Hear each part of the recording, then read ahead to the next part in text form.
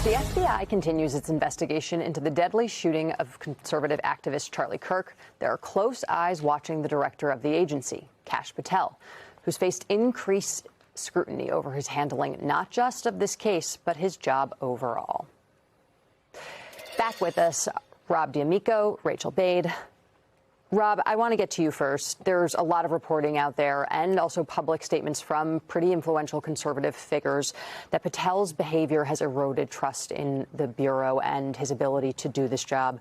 What are you hearing within FBI ranks right now?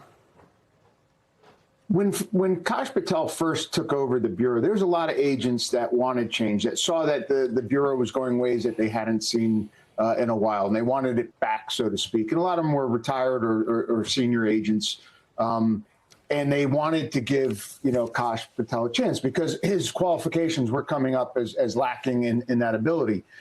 Everything I saw, LinkedIn, Facebook groups with FBI, some were against it, but the majority were like, hey, give him a chance. And what I see now is that is eroding heavily within current FBI and former FBI. And the current ones it actually started eroding quicker because the firings and some of the other things that were going on that they heard internally. The retired ones who have friends that they talk to in the Bureau, I think we're still giving a chance. And I think the firing of Driscoll and the other ones, and Driscoll's a friend of mine. He was HRT commander. He's on HRT when I was there. Very well respected. When they were fired without due cause, even the Agents Association, the Society of Former Agents came out with formal letters. And I think that really was a big step for everyone to say, wait a second, these people are patriots. They've been doing their job. And I just don't think that they understand how an agent can still work, can have certain political views, but it doesn't involve their work. There was some of that in there, but I don't think they could think someone working on the January 6th trial or one of the trials on Trump actually was in support of Trump. But you're told to do a job, you're FBI, you're apolitical, and you do it. I don't think they can comprehend that. I think they thought anyone working on that. Last night, our colleague Ryan Riley had some really interesting reporting that Patel was at Rao's, this very fancy restaurant in New York City, the night of the post. So Patel tweeted at 6:21 that the subject in Kirk's killing was in custody. He tweeted at 7:59 that the, quote, subject in custody has been released after an interrogation by law enforcement. The restaurant opens at 7 p.m. If the FBI and the rank and file is concerned a little bit about Patel, how he has operated over the last few days, how is the president and how is the White House taking this in? Because one thing Donald Trump hates to be is embarrassed by his folks that work for him. Yeah. I can't speak directly to what Donald Trump thinks about him right now. Definitely doesn't like to be embarrassed, and these are not good looks. Yeah. And I think Kash Patel, he's feeling it right now, and you can see it in the reporting. I mean, I can tell you that there are some people in the administration who are definitely frustrated. There was this great nugget in a New York Times story yesterday or the day before about how he erupted and yelled at 200 agents across the country who were working on this case because he said they didn't tell him that there was a picture of the suspect, even though apparently it was in his briefing stuff the whole time. But in a lot of ways, he's going to have to look in the mirror here because he cleaned house and he got rid of a bunch of experts who had been at the FBI for a long time, who had a lot of experience, domestic counterterrorism cases, experience working on counterterrorism cases, specifically the one who was running the Salt Lake City office. And there are consequences to that when you get rid of people like he did. That's going to impact the investigation. And obviously, it wasn't the FBI that nabbed this guy. It was that they released the photos, and the father of this man was the one who helped turn him in. So, look, they're going to have to contend with this, and it's not a great look. Rachel, just to put a finer point on it, Patel wasn't at just any restaurant. Rao's is one of the notoriously hardest restaurants to get into. So there's a whole exclusivity part to this story that I find interesting. But Eugene asked you about Patel standing within the White House. Sure. But what about Patel standing within the right-wing base of the party? I mean, this is a base that is still very upset about what has happened or not happened with the Epstein file. So could we be seeing what Patel is doing as a reaction to try to win back their favor or to get them to get off his back. This is a guy who was a hero for MAGA world, a podcaster out there talking before, Trump took over. Was back in the White House.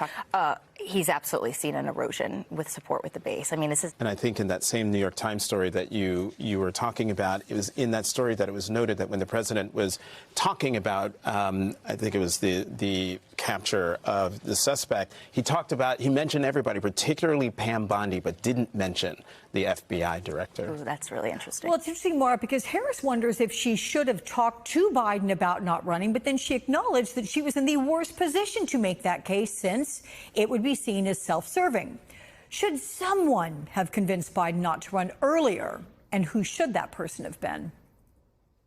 Absolutely. And I'm not one to go and blame any family members, but I do think that that's a conversation in-house. They talked about it at length, that it was a family discussion. So someone maybe should have mentioned, are you up for this? And are you up for it in a way that can be effective?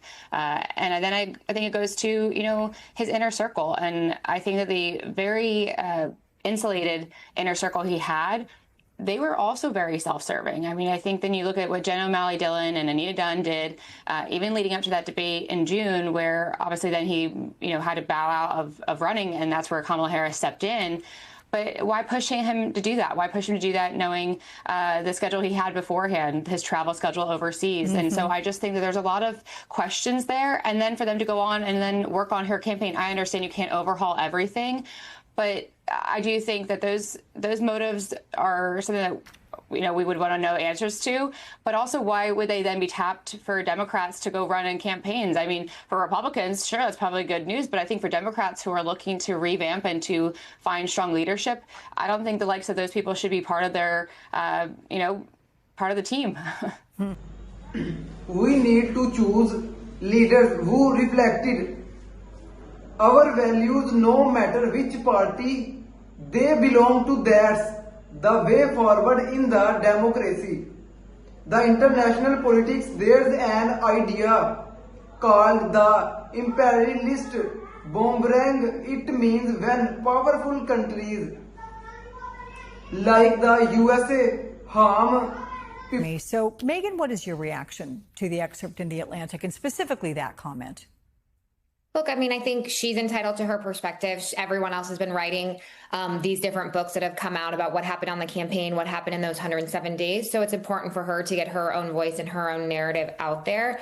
I do wish that she would use her platform a little bit differently and be fighting back on Donald Trump's disastrous economic policies and speak to the time we're in and not continue to look backwards. But again, it's her perspective. I have a really unique perspective, and I've worked on both sides for a sitting vice president and a sitting president, and I'm one of a handful of people who've done that. And her complaints about the administration or the Biden team is, it's valid. It's a tale as old as time. We experienced it when we were in the vice president's office too. So, I just think it's all of her perspective. I just wish she'd be using her platform at this moment in time to be fighting back on Donald Trump.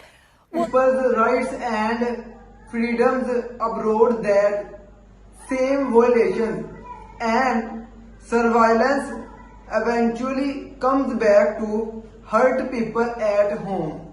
For example, after 9/11, Bush and Cheney's surveillance programs were meant for foreigners, but later Americans also become targets. Many progressive predicted they would happen.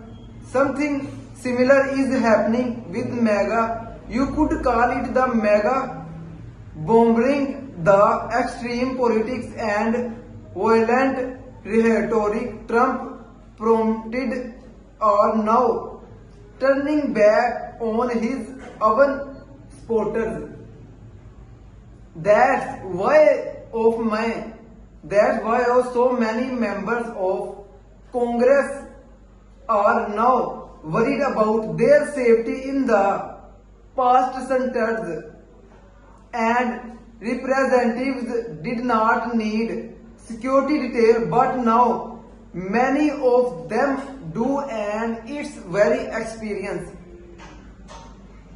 MAGA is also angry with how Trump allowed Kash Patel handled the recent investigation, they wanted Trump to act as their retribution and put loyalists in power, but this has not made them safer or reduced crime. It only made Trump stronger after to at the expense of his own base. Many mega supporters are deeply hurt by the loss of Charlie Kirk, whom they admired, but Trump himself seemed focused on them, that has already moved on and is more concerned with his personal interests.